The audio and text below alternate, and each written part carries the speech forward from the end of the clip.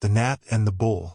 It was one of those long, hot afternoons when the sun blazed down on the countryside as if it had no intention of setting anytime soon. The fields shimmered with golden heat. The air hummed with the buzz of insects, and even the cows and oxen had given up trying to look busy.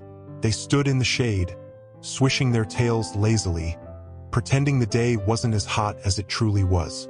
At the edge of a quiet meadow, a great bull stood chewing cud. He was a magnificent creature.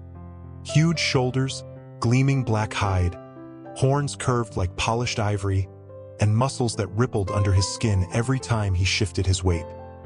His breath came slow and steady, and his eyes were half-lidded, calm and serene. The bull wasn't worried about anything. Why would he be? He was strong, respected, and feared in equal measure. But not far away, buzzing through the air with an energy completely opposite to the bull's calm, came a tiny gnat.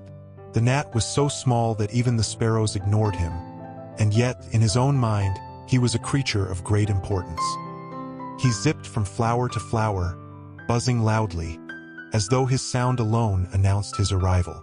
When he spotted the bull standing beneath a tree, the gnat slowed down, hovering in place.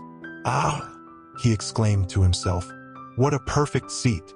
That bull's horn is shining like a throne made just for me. I'll rest there, and oh, what a sight I'll be, perched on the head of such a mighty beast. Everyone will notice me at once. The field will say, 'Look, there goes the gnat, the little king who dares to ride the bull.'" Chuckling at his cleverness, the gnat darted toward the bull's massive head and settled delicately on the tip of one horn. He rubbed his tiny legs together proudly, as if he had just performed the grandest feat in the world. "Ah," the gnat sighed, "this is truly the life. From up here I can see the whole meadow. The ants scurrying below look even smaller than usual. The butterflies seem less graceful. And I look positively majestic." The bull, meanwhile, chewed his cud and thought about absolutely nothing. He didn't notice the gnat at all. To him, a breeze was more noticeable than the landing of an insect.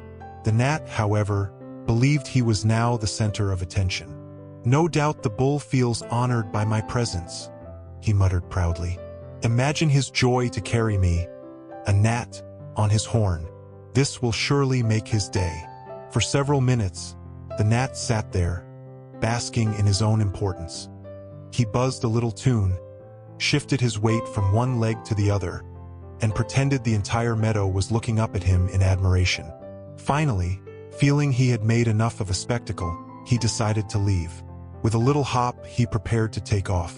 But being a polite sort of gnat, or at least thinking himself polite, he turned to the bull and said, "Dear bull, I thank you for your patience. I have been sitting on your horn for quite a while now. I'm sure I've been a great burden to you. But worry not. I am leaving now, so you shall be free again." The bull slowly lifted one eyelid and glanced upward, not even turning his head.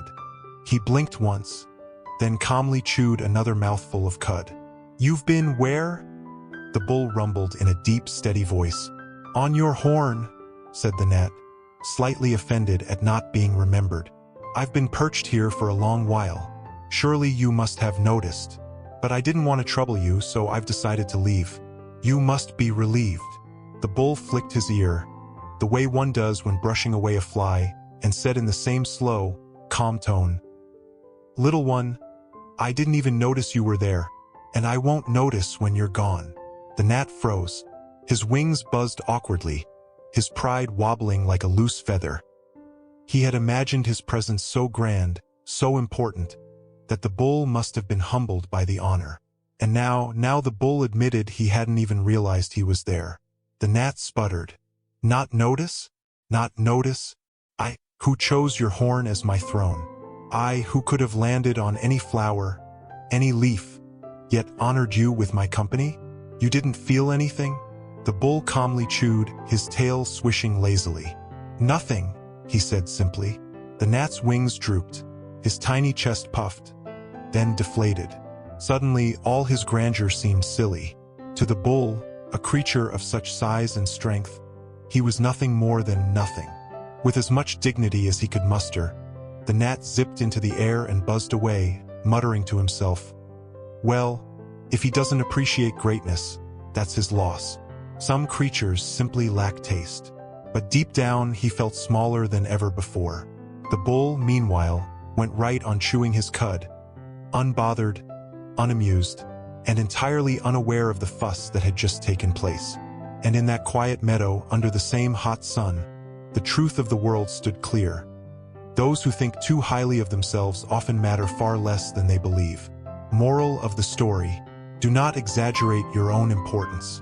To those greater than you, your presence or absence may mean nothing at all.